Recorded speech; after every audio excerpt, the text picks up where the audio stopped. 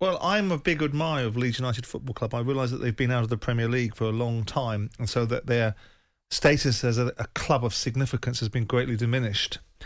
And of course, West Ham is a London club, but if Leeds can get their act together, they've got new ownership or new shareholders in that business that are Americans that will put money in behind Radrizzani and continue to evolve the club. They've had a difficult season this season, and they need to concentrate on the here and now.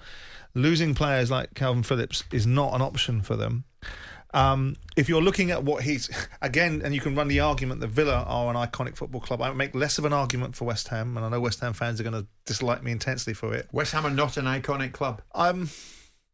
They're a London football club with some decent heritage that were obviously very contributory to the winning of the World Cup, and we've had to listen to the Academy of West Ham and the School of whatever it is, excellence. And I remember Alan Pardew running around on the touchline at West Ham when we played them in the playoff final with the idea of what West Ham were and weren't as a football club. So it's a personal thing?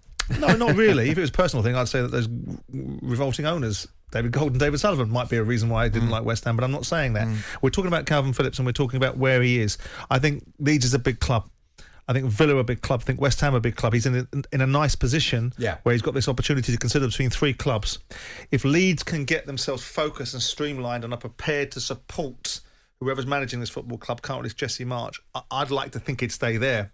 But you can make a case and you can make an argument for all three of them because West Ham have done wonderfully this year.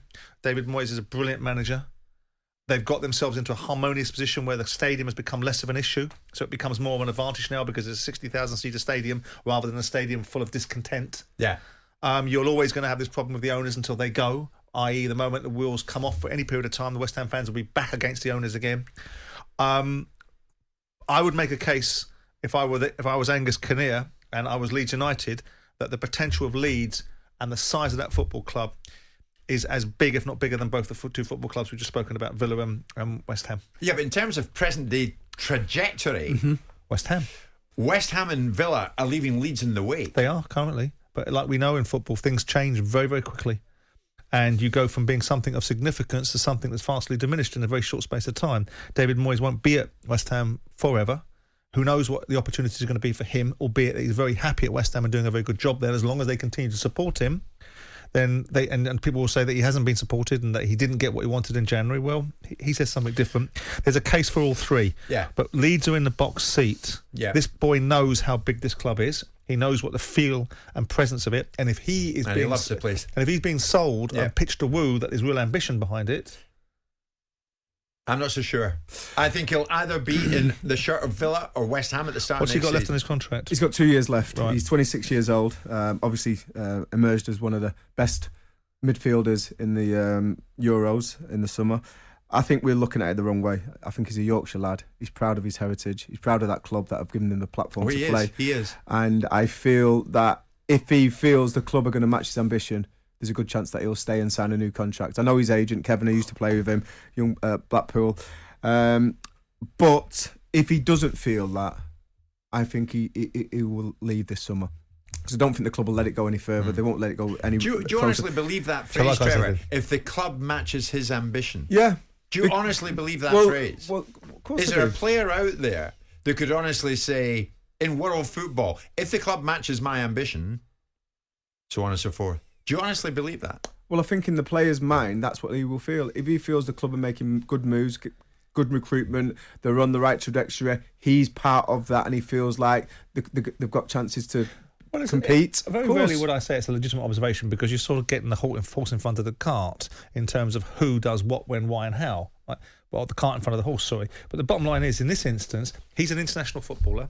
He's playing at the highest level. He's perceived to be one of the best players in the country in his role. Yeah. If Leeds United aren't going to spend comparable with those alongside them to achieve the positions, if he wants to play in Europe and Leeds United say, their ownership model says, our ownership model is to finish inside the top 10, then you're diverging, aren't you? You're diverging legitimately. I have the opportunity... You're not being honest for yourself. I have an opportunity to play for clubs that do have the ambition, will commit to the ideal of playing in Europe. Leeds will always argue that they've got the ambition. Well, what are they showing? Well, with respect, buying Dan James doesn't show a lot of ambition for me. Buying players of that ilk doesn't advance Leeds to a level that they need to go to, which is competing inside the top 10, top 6. Radrizzani's an ambitious owner.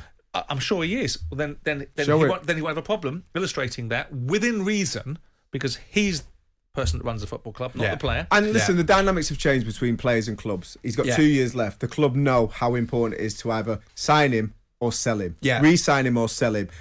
I would slightly go against Simon. I feel West Ham are a slightly bigger club than Villa at the moment, based on, one, the 60,000 supporters they get, two, the recent performances in the league where they finished 6th and 5th, was it, or 6th and 6th. So I feel West Ham's slightly a bigger proposition for Kalvin Phillips. The only problem I've got with that is that if Kalvin Phillips is being talked about of going Declan there, Rice going. Declan Rice maybe Sure. leaving. Yeah. Jim White and Simon Jordan. Monday to Friday mornings from 10 on AM, on DAB, via the talkSPORT app and on your smart speaker. talkSPORT.